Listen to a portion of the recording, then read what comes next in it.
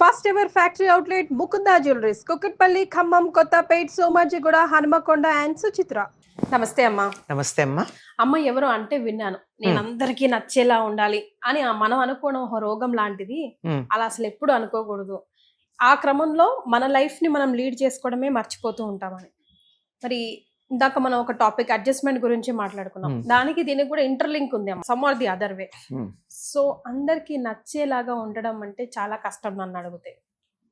కానీ ఉండాలి, అడ్జస్ట్ అవ్వాలి కొన్ని చోట్ల. అది ఎలా? అందరికీ నచ్చేలాగా ఎవ్వరూ ఉండరమ్మా. ఉండడం కష్టం. అందరికీ నచ్చేలాగా ఉండాలంటే ప్రపంచంలో మానవులందరూ కూడా ఒకే రకంగా ఉండి ఒకే రకమైన ఆలోచన ధోరణిలో ఉంటే అందరికీ నచ్చుతుంది. కానీ variety is the spice of life. Correct కదా. ఏ ఇద్దరు ఒకలా ఉండరు. అంతెందుకమ్మా, నాకు నేనే నచ్చను కొన్ని సందర్భాలు, ఎవరికి వాళ్ళు అంతే. ఇలా చేయకుండా ఉండాల్సింది అని అనుకోరా ప్రతి మనిషి ఏదో సందర్భంలో? నిజంగా ఆ రోజున అలా ప్రవర్తించకుండా ఉంటే ఎంత బాగుండేది అని ఎన్ని సందర్భాల్లో అనుకుంటాం. అంటే నేను చేసిన పని నాకే నచ్చనప్పుడు నేను చేసిన పని లోకంలో అందరికీ నచ్చాలనుకోవడం ఎంత అసహజం. అసహజం అంతే. అందుకని అందరికీ నచ్చేలాగా ఉండాలని ప్రయత్నం చేసేవాళ్ళు చివరికి ఎవ్వరికీ నచ్చకుండా అయిపోతారు. 100%. తాను దేనికి ఏ నియమాలకి, నిబంధనలకి, సిద్ధాంతాలకి కట్టుబడి ఉంటారో వాటిని అనుసరిస్తూ వీలైనంత వరకు ఇతరులని నొప్పించకుండా ఉంటే చాలు. మనకు నచ్చకపోయినా నొచ్చుకునేట్టు ఉండక్కర్లా. అవతల వాళ్ళని నొచ్చుకునేట్టు చెయ్యకుండా ఉంటే అంతకు మించి వాళ్ళకి నచ్చాలి అనేటటువంటి మాట పెట్టుకోకూడదు.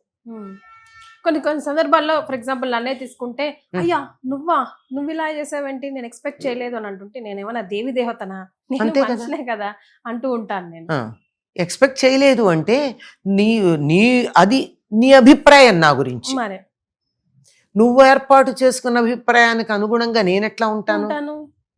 నీ అభిప్రాయానికి వీలుగా నేను ఉండలేదు. నేను బొమ్మని కాదు కదా. ఆఖరికి రచయితలు చెప్తూ ఉంటారమ్మా, కొన్ని పాత్రలని వాళ్ళు సృష్టి చేసిన తర్వాత పాత్రలను కల్పన చేసి కథలు రాస్తూ ఉంటారు. రాసి కొంత దూరం వెళ్ళిన తర్వాత కథ అయితే పర్వాలేదు కానీ నవలలు అయితే కొంచెం ఎక్కువ ఉంటుంది కదా. ఈ పాత్ర నేను చెప్పినట్టు వినలేదండి, నేను అనుకున్నట్టు కాదు, పాత్ర చెప్పినట్టునే రాయాల్సి వచ్చింది, ఆ పాత్ర స్వభావం అలా నడిపించిందని చెప్తారు. గొప్ప గొప్ప నవలలు రాసినటువంటి రచయితలు చెప్పిన మాట. ఒక సామాన్యమైనటువంటి వ్యక్తి, అంటే నవలా రచయిత మనకన్నా గొప్పవాడు కాదనిలేం, మానవ మాతృడు అంతే.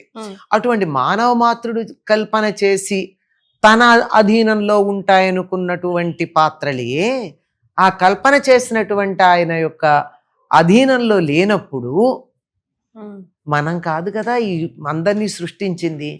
అందరికీ నచ్చినట్టుగా ఎలా ఉండటం వీలవుతుంది? జరగదు.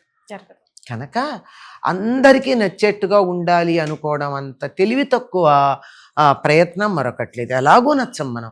భగవంతుడే నచ్చలేదు, కృష్ణుడు నచ్చని వాళ్ళు ఉన్నారు, దుర్యోధనుడు నచ్చిన వాళ్ళు ఉన్నారు కదా. కంసుడు నచ్చిన వాళ్ళు లేరా? కంసుడు చనిపోయిన తర్వాత ఉన్నారు కదా. ఆ అస్థి ప్రాస్తి అని ఆయన భార్యలు ఇద్దరు, వారి తండ్రి జరాసంధుడు మా అల్లుడిని చంపుతారా అని చెప్పి వీళ్ళతో యుద్ధానికి వచ్చాడు. అంచేత ఆ స్వభావం నచ్చిన వాళ్ళు ఉన్నారు. నేను పురాణాలు ఉదాహరణలు చెప్తున్నాను అనుకోకండి. ఇట్లాంటి వ్యక్తులు మీరు ఆ పేరు పక్కకి తీసేస్తే ఎంతమంది మన కళ్ళ కనపడరు సమకాలీన సమాజంలో? అవునండి. ఊరికే వీళ్ళ పేర్లు చెప్పకూడదు గనక వాళ్ళ పేర్లు చెప్తున్నాం. ఇట్లాంటి వాళ్ళందరూ మనకు కనపడుతూనే ఉన్నారా? ఈ రోజు కూడా అందరూ ప్రపంచమంతా మెచ్చుకుంటున్నటువంటి మహానుభావుల్ని తప్పు పట్టేవాళ్ళు ఉన్నారు. వాళ్ళు నచ్చరండి నాకు అంటారు. నీకు నచ్చితే ఎంత, నచ్చకపోతే ఎంత, నీ అభిప్రాయం అది నీ అభిప్రాయం. నీ అభిప్రాయానికి అనుగుణంగా నేను ఉండాలనుకోవడం తప్పు. పోని నా అభిప్రాయానికి అనుగుణంగా నువ్వు ఉంటావా? అసలు కుదరదుగా. అట్లాంటప్పుడు నీ అభిప్రాయానికి అనుగుణంగా నేను ఎందుకుంటాను? కానీ నీ అభిప్రాయం ధర్మబద్ధమైంది అయినప్పుడు, దానివల్ల నీకు మేలు జరగడంతో పాటు నాకు కూడా మేలు జరుగుతుందన్నప్పుడు నీ మాట నీ వినడంలో తప్పు లేదు, నువ్వు చెప్పినట్టుగా నేను ఉండడంలో తప్పు లేదు.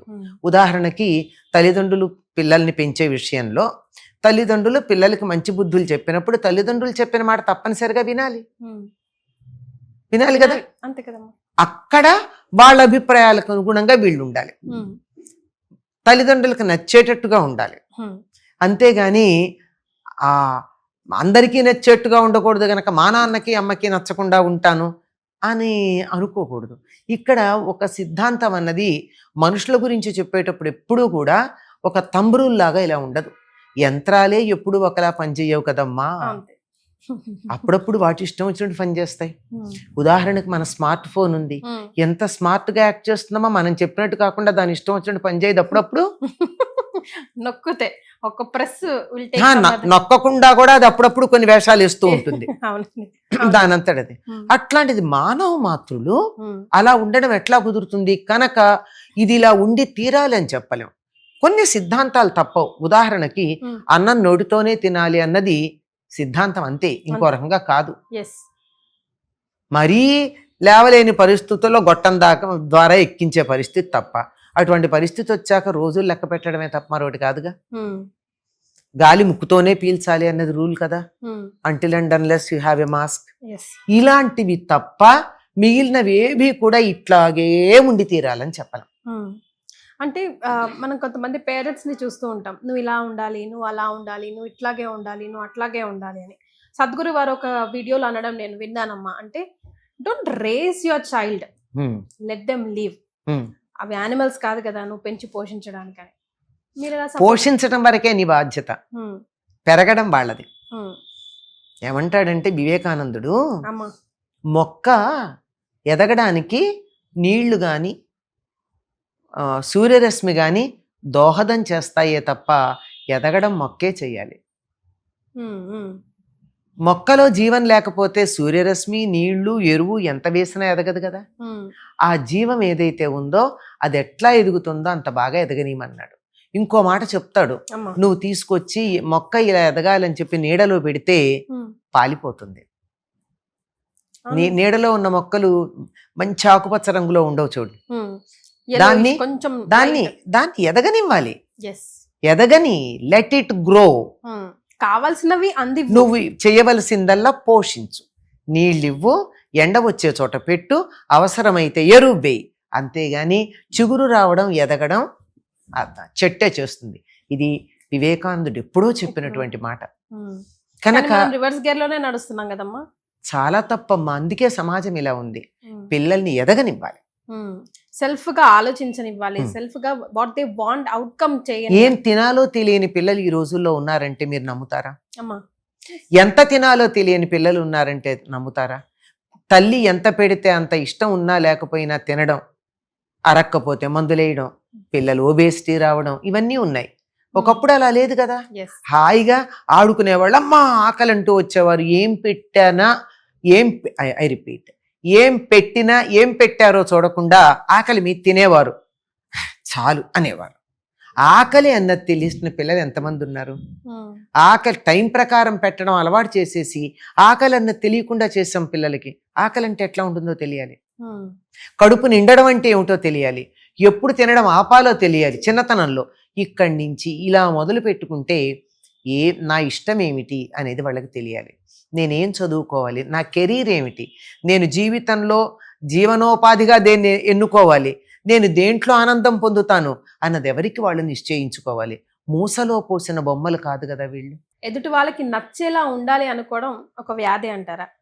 ఒక రకంగా తీవ్రంగా కనుకున్నట్టయితే వ్యాధి. నచ్చినట్టుగా ఉండడం తప్పేం లేదు, వాళ్ళకి నచ్చేట్టుగా మనం ఇబ్బంది పడకుండా ఉండొచ్చు. నేను ఇప్పుడు మీరు నాకు ఒక ఉదాహరణకి చెప్తాను. నాకెవరో ఒక చీర పెట్టారు, వాళ్ళ ఇంటికి వెళ్ళినప్పుడు ఆ చీర కట్టుకెళ్ళాను అనుకో, చాలా హ్యాపీ అవుతారు. ఆ చీర నాకు నచ్చిందో లేదో అది వేరే మాట, వాళ్ళకి నచ్చుతుంది నేను కట్టుకెళ్ళడం. అలాంటి చిన్న చిన్న విషయాల్లో, మనం ఇబ్బంది పడని విషయాల్లో ఇతరులకు ఆనందం కలిగించడానికి వాళ్ళకి నచ్చేట్టుగా ఉండడం తప్పేం లేదు.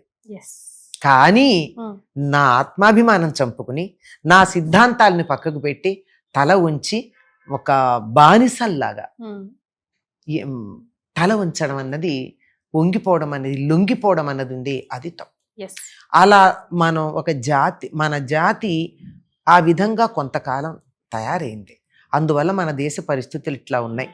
మళ్ళీ మనం గుర్తు చేసుకుంటున్నాం, ఆత్మాభిమానం ఉంది నాకు, వాళ్ళకి నచ్చటం కాదు, వాళ్ళు నాకు నచ్చాలి అనేటటువంటి, వాళ్ళు నాకు నచ్చాలి నేను వాళ్ళకి నచ్చటం కాదు అనేటటువంటి ఒక రకమైనటువంటి మానసిక స్థితికి ఇప్పుడిప్పుడే మన జాతి వస్తుంది. ఎంతమంది దానికోసం ఎంత కృషి చేశారో Yes. వాళ్ళ కృషి ఫలించి అలా వస్తున్నాం. కనుక మనం మన సిద్ధాంతాల ప్రకారం మన ఆత్మగౌరవాన్ని నిలబెట్టుకుంటూ ఇతరులకి నచ్చటం అన్నది సిద్ధాంతాలు, ధర్మం నచ్చేట్టుగా వాళ్ళలో మార్పు తీసుకొచ్చి వాళ్ళకి నచ్చేట్టుగా మనం ఉందాం. ఉందాం. అది. వెల్ సెడ్ అమ్మా. ఆన్ దిస్ నోట్ ధన్యవాదాలు.